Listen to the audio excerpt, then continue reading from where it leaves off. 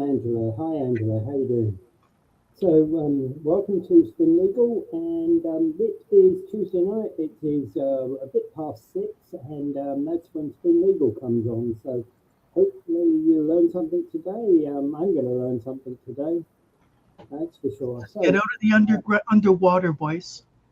What? Underwater. I don't have an underwater voice. I've got the proper mic on. I think. Don't I? Gotta fix it. I don't know. I should have the proper mic. Peter's got this underwater voice. Underwater voice. No, I don't know. Oh, there we go. Is that? Yes, that sounds better. Okay. Well, all right. There we go. Okay, so welcome to Spin Legal, and if you need to contact us at Invictus Legal, it is 905-688-5598, and Angela's email is angela@weareinvictus.legal, and my email is peter@weareinvictus.legal. Weareinvictus.legal is the website. So one of the key questions is, okay, what's a limited scope retainer, and how can it help customers, clients? Sometimes people are self-represented. Right? Yep.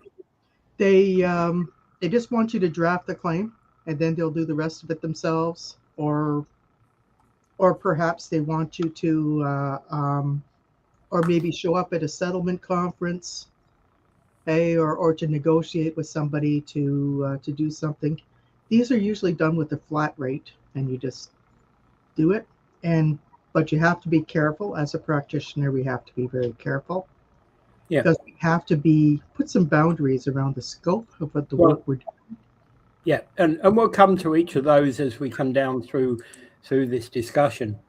So a limited scope retainer, to define it, is a written agreement between a client and a legal professional that clearly defines the services to be provided. Now, you might say that's a normal scope.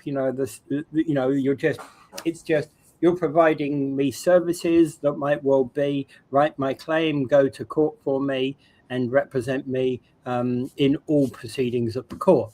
Limited scope tends to be a bit more limited than that, because it might well be you're coming to us and you say, well, I've got a problem with my next door neighbor. He's growing a dangerous tree across the edge of my fence line, and I think it might fall on my fence. So I'm writing a legal letter to the neighbor to say, please remove the dangerous branches from your tree. Or maybe it's not just dangerous branches.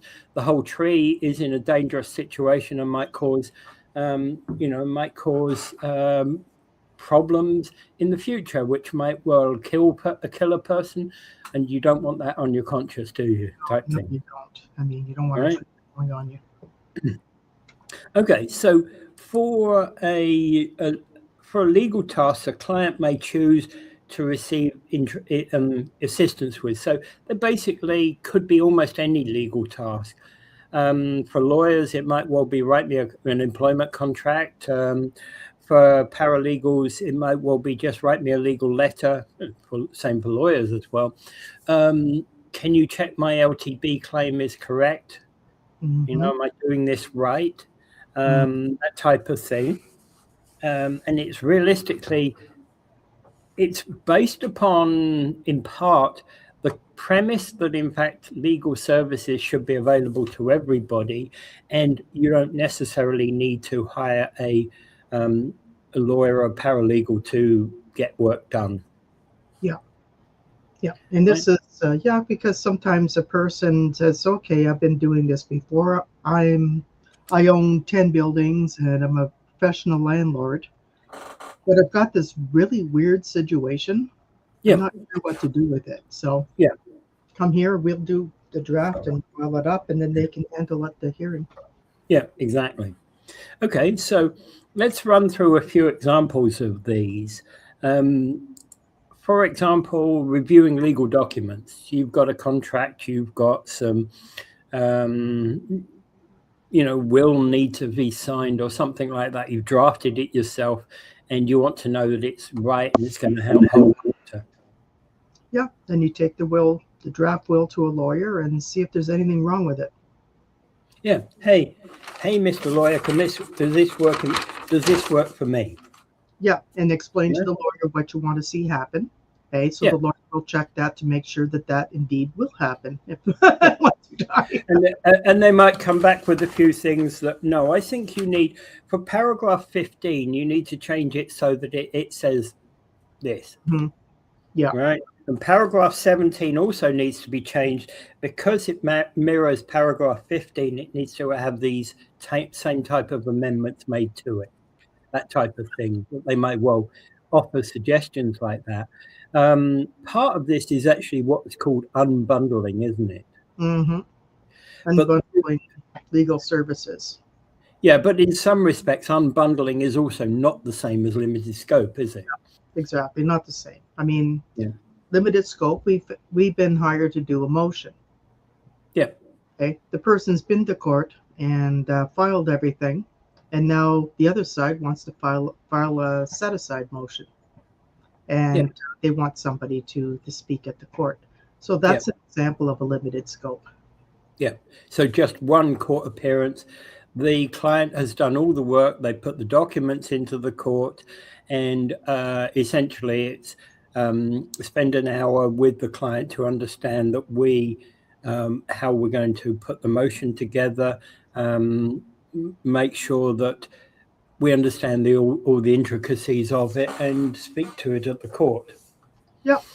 What I hate about that is that you've just been paid for 2.5 hours worth of work to read it and understand it, and then you get up there and the judge says, "Oh, good morning, Mr. Giblett. I'm sorry, we don't actually. I've read all the materials and I'm satisfied with everything. And thank you for your appearance. I think your client has explained the situation well, and I'm prepared to grant the motion." Yep. You just stood up there and you grandstanding and see what you're going to do. No opportunity to grandstand or what, right? Yeah, exactly. Yeah. Okay, but that is rare. More often than not, you actually need and the reason why you're asked to actually do that is that typically there's some legal intricacies that need to be explained to the judge, and sometimes they've not been explained properly, or the client is basically just concerned that unless there's a legal person there, they won't get seen properly. They won't get seen with the right attitude. Let's put it that way. Yeah, there might be issues. Okay. So we were talking about some examples here. So one of these is kind of reviewing legal documents. The next one on this list was drafting pleadings, applications, or correspondence. Typically, a lot of what we do in limited scope retainers is we send out legal letters to people. Sent one out last week that said, "Hey, Miss Jones, I think you need to comply with these laws. Please ensure that in the future you do A, B, and C." Yeah. Right. At the moment, heard nothing from it. May not hear anything from it. But the limited scope retainer covers time to, if they do respond, and if we've got to actually take the whole thing seriously, it allows you to communicate further on behalf of your client. Yeah. And then if it starts getting into a litigious situation, then you might have to have another discussion with the client. Yeah, exactly. Okay. Another area is preparing evidence and witness material for courts or tribunals. Mm-hmm. One of the things that you'll say is, here's what I'm trying to present to the court, A, B, C, D, E, F, G, right? These are the 6 items I've got to do. And the lawyer or paralegal can look through those and say, yeah, this paper's relevant, this paper's not, right? And may take an hour or two to read through that material and then come up with 2 piles, relevant, not relevant. Mm-hmm. Right. That sounds fairly simple, and they're using their legal background, legal knowledge, and knowledge of how the courts operate in order to assist that evidence pile to be managed. Okay. Another one is like negotiating a settlement. You're good at that. Oh, yes. I do settlement conferences, mediations, different things where I come out and quite often have negotiated a settlement. When it doesn't work, the rare occasion it doesn't work, it's not because I didn't do a good job of it, but it's the negotiating partners, how they really come together on something. Yeah. And in fact, actually, one of the problems about negotiation is that you talk to your client about the options, what is your best possible settlement? Hey, I want $10,000. And the other side says, I'm not giving a red cent. Yep, that happens. Why the cent is always red, I don't know, but it's another matter. A situation where I've attended a mediation settlement for HRTO one time. The client I had with me at the time said, I won't take anything less than $1 million. Yeah. And he didn't say anything about that to me before we left. And I've talked to him about it, and he seemed pretty reasonable with what I was suggesting. But then when we showed up, he started saying $1 million or else I'm out of here. And when they came up with $1,392, he's heading for the door. Right. And he was not. At the end of it, he said, I don't know if I'm going to be settling this. And I said, well, I don't think so. Okay. So what we did is he had to go back and try this on his own. I don't know what happened, what happened to this case. I'm hoping that he did come with some kind of settlement. The other area, of course, that's actually negotiation of settlements. I think something that an experienced representative can help you with. But the challenge with that is, of course, that you've got to have two sides that are willing. Yeah, exactly. And I've had sides where I came up there and I was at the mediation hearing and no, I'm not going to give you 1 red cent. Nothing. I'm not going to do anything because and I don't know why it's a red cent, by the way. Yeah, I don't know either. Because they're more golden in color, aren't they? Yes, I think so. So. Golden or brown. Anyway, another type of thing that a lawyer or paralegal might do is coach the client how to present their own case. Yeah. Like, for example, there's sometimes a client would have to go and do an argument somewhere, but he doesn't feel that he needs a legal representative, but he needs some help in how to present it. Yeah. Okay. We've had people go in and make an argument for closing arguments in court, how to present themselves at a terms hearing, or how to present themselves at a judgment debtor examination. Yeah.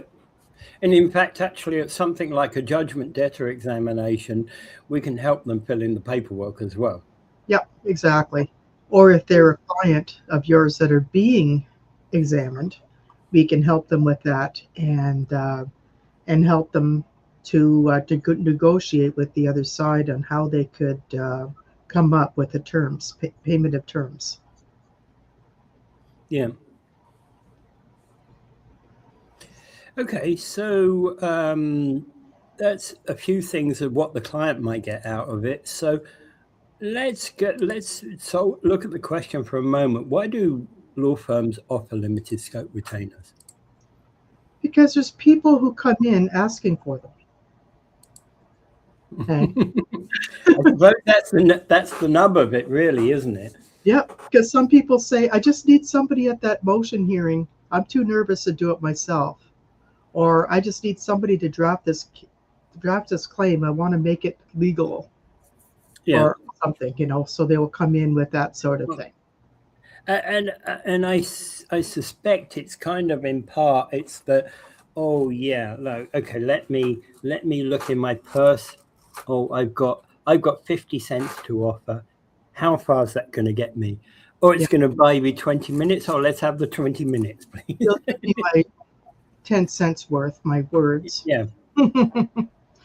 But, Yeah. there's a lot of things. Sometimes people, they only have a certain limited funds, but they're not Yeah. a legal aid client. So they only have a limited amount of funds. That's one reason.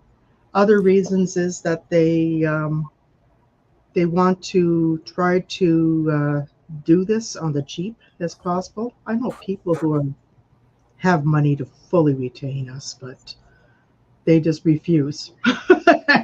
Yeah. I don't Yeah. know.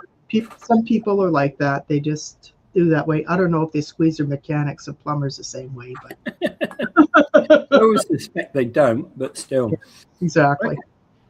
So the benefits to the client really is that there's both benefits really for the client and for law firms as well, realistically, when it comes to short limited scope retainers.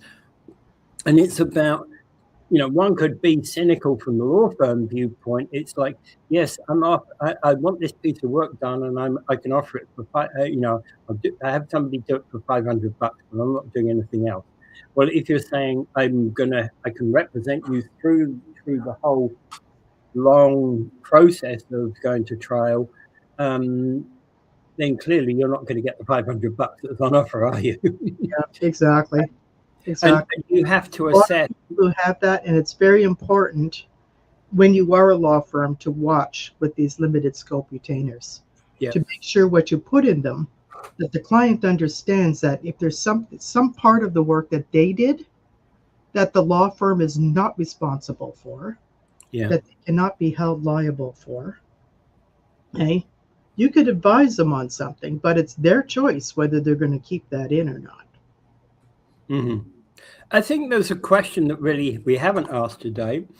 Is a limited scope retainer right for every case?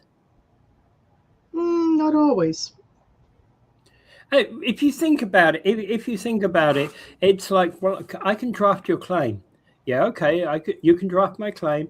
I will go and serve it. Okay. And now you said you can represent me at the settlement conference. Here's X amount of dollars. Can you represent me? Yeah. Right. Then next stage is, okay, so the settlement conference didn't happen. I'm setting this down for trial. Oh, we've now got a trial date on the 1st of January 2027. Can you help me? Right. So those types of things. And I know you could say that's nickel and diming it. And to some extent it is, but you're still getting the value for money on the legal professionals when you need them. Yep, exactly. And it's up to each firm how much they're going to do and what they're going to do it for. Yeah. And you negotiate that with the client. And the clients have to understand that your time has value. And so if you're doing a limited scope, for example, so something for $500, so that they don't call you 3 times a day, and up all your time. Yes, Joe. Yes, Joe. If you're calling me, you've called me 4 times this morning. If I'm going to get the job done, it looks like you're going to be overspending this quite quickly. Yep, exactly. Right. Because I was going to have to start nickeling you for every call you make.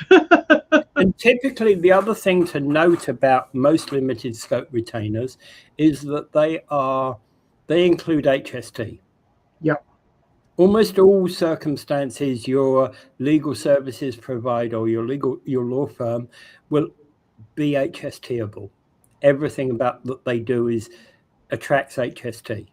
Yeah, like for example, if it's a $500 case, it's $565. Exactly. $5 is HST. If they're quoting you $500, you need to be paying $500 plus HST. Yeah. And if you're not paying HST, you really should be questioning why. Yep. Exactly. When you're dealing with a whole case and you're dealing with a retainer, let's say you're paying $3,000 for a retainer to do whatever it is, your case is, then that the HST is included within that $3,000. That's put into a trust fund, and not spent until until the HST doesn't come out. out. The HST comes out later on. And it's built. Yeah. Yeah, exactly. So that's the point about HST, is that all your billing does come with HST, but when you're paying a major retainer, you don't normally include the HST within it. And the other thing to note about HST and the law is that sometimes the HST is actually for certain things, like if you're filing with the court, it's $108. No HST. It's not HSTable. Right? It's a basic amount, and that's it. Yeah, for the provincial government to charge itself its own tax, I don't think so. Yeah, well, in fact, there's a problem with governments charging tax on tax, right? Yeah, exactly. Right. Okay. So the next, of course, important thing to actually note about this is importance of clear communications. Especially, you're going to do me a letter. It is going to be sent out on the 1st of August, and it is going to contain this, and this, A, B, and C. Right? Now, part of the clear communications is, okay, Joe, I've now drafted you your letter. Can you take a look? Tell me if you consider there's any errors in it. And if we've got a big issue, let's discuss it in the morning. Yep. All right. That's still permitted within a limited scope. Obviously, what you don't want is to have a 3-hour discussion on the letter. Yeah, there are people that want to have a 3-hour discussion. Oh, that's a 10-15 minute scope. Yeah, a 10-15 minute discussion on it, no problem. It's part and parcel of dealing with the retainer. Now I sent the letter out, and what you also have to be concerned about, and you need to do this before getting a quote, is if I'm sending a letter out to Joey Jones at 12 Maple Avenue, no problem. He's either going to reply or he's not. There's probably a limited amount of, the worst I've ever experienced with this, I don't know about you, Angela, is I had about 15 calls from the letter recipient when I, in that regard. The one that you're writing to on behalf of. Yeah, the one I wrote to on behalf of the client. I had about 15 calls overall, and I probably lost a little bit of money on that, but and that's another one that you need to watch for, because they're just saying, oh well, I'm just like billing this lawyer to this client who's doing this. Let's consider the opposite of that, Angela, for a moment. Is I've done plenty whereby I've sent out the letter that has been agreed, and I get nothing, nada, absolutely nothing whatsoever. Right. And I call up the client and I say, have you heard anything from X? And they go, no, nothing at all. It's been all quiet on the Western Front. Okay. Close the file, done. Right. Yeah. So it's a balance. As I said, those people who call 15 times is balanced out against those people who call 0 times. Yeah. It's a crapshoot when you do it, right? Yeah, and that's why you have to charge a reasonable amount, because you average them out. Yeah, it's the same as like you're charging for, so that you're anticipating some will call you 15 times a day, and then exactly nothing. They just let you do it, and that's it.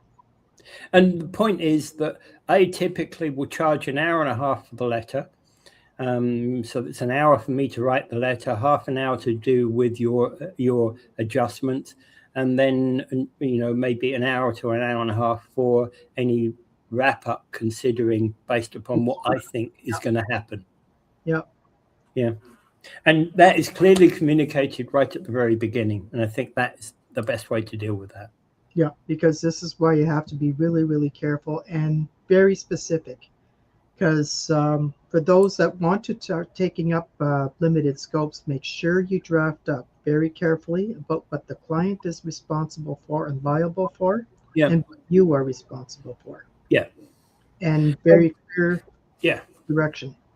Because what happens is the client writes up a claim, a pretty bad claim, and it's not going to go anywhere. and then they have a defense that comes in, but they want you to go to the settlement conference. You know it's going to be a loser, so you tell this at the beginning, okay? Because you didn't draft the claim, but you do advise them that. So they can't go after the settlement conference and say, oh, you did a shitty job of this, even though they did the claim. Yeah. Which in a way it's better that, in fact, in some respects, if you want to think about portioning things up, one of the things bits of advice I would generally give to people is, if you want to portion it up, do some claim writing, give that over to a legal professional, because they know the terminology to use. Absolutely. Very good claim writers. We have them in this office. Yeah. And they do very good. I'm not saying that I'm going to write a perfect HRTO claim. I wouldn't profess to, but I can do a good small claims, or I could do a good LTB claim, and I can do a good review or request for an appeal and those, not appeal, reviews and that sort of thing. I can do of landlord decisions. Yeah. So go to a person who specializes in what you need to get done, but do the writing professionally. If you want a shortcut on something, represent yourself at the hearing. Yeah, just make sure you get this, and then once the claim is done and written and you're okay with it, know that claim inside and out. Yeah. Oh, yeah. You're going to have to go to a settlement conference and discuss it, raise the issues, and so forth. Yeah. And so making the most of a limited scope retainer. I think that's all about that communication that we were just talking about. Yeah. Because the point being is, do not expect your legal team to actually do anything that isn't in the scope. Right. It will say, write a letter to Joey Jones, maybe you actually are demanding a reply by the 31st of August. Mm-hmm. And deal with any replies. Yes. Yeah. And then exactly. Bang. Yeah. You're not asking the legal team to file a claim if they refuse to act or they don't respond. You're not doing anything. That's the extent of this limited scope. And the limited scope retainer should actually use the phrase, the scope of this is ABC. Yep. Any further work requires new negotiation or something of that kind. I always put, if you need anything further, you will require a new retainer. Yeah. That works the same as my one. Yeah. Right. It's a different way of saying the same thing. Right. Okay. Any further thoughts on limited scope retainers? Yeah. It's just that we just have to advise people who are going to use them to be very, very careful how you apply them, and to make sure you stick with the scope of the retainer with a client. There are clients that will abuse it and try to milk it. Yeah. Okay. What's the difference? What's the difference then with that and a what do you call it? The unbundled legal services. The unbundled legal services, you can do coaching and you can do different things, and might want you to do one or two other things with it. But it has to be very, very clear about what is your responsibility as a firm and what the client is going to deliver. If the client delivers, you do not continue.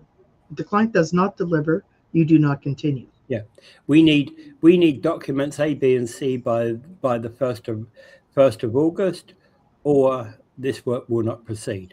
Yeah, and you have to be very clear on that, because otherwise what happens is the claim might die, might fail, there might be a time limitation period, or there might be different things involved. And the other thing to note about both limited scope and unbundled legal services is that typically it is done for the limited scope, you're telling me I'm gonna do A, B, and C. Once the person has done A, B, and C, whether it took them 15 minutes to do A, B, and C or 5 hours to do A, B, and C, that's it. The money is now spent. Yep, it's a flat rate. You charge that. It's done. Yeah, and it's I've seen people who kind of think that it only took 15 minutes, and then they say, "Oh, but don't I get a refund from part of my limited scope retainer?" No. Yeah, and the whole point about that is the limited scope type retainer gives the person who's actually doing the work the ability to actually earn more money by doing it quicker. Yep. Exactly. And sometimes you can do this efficiently. Yeah. Okay? Particularly if you're doing collections work or. Yeah, it's essential. Yes, if you're doing the type of work that you do all the time, and Joey Jones comes along with a limited scope retainer to do this, and you can write it up in 15 minutes, go for it. Yep, be my guest. Yeah. Right. And that's the way it's done. So just want to kind of let everybody know how these limited scope retainers work, and I think we've kind of covered it there. Yeah. And at one point we will also do unbundled legal services as a different topic, because I think it's important that we understand what the differences are, and that whilst unbundled legal services may lead to multiple limited scope retainers, they're not the same. Yeah. Yeah, and it could include coaching as well for certain things. So there's a lot of different things that how services could be delivered in a different format to help do this. But your legal professional, when you talk to them, okay, they will tell you what they're able to do.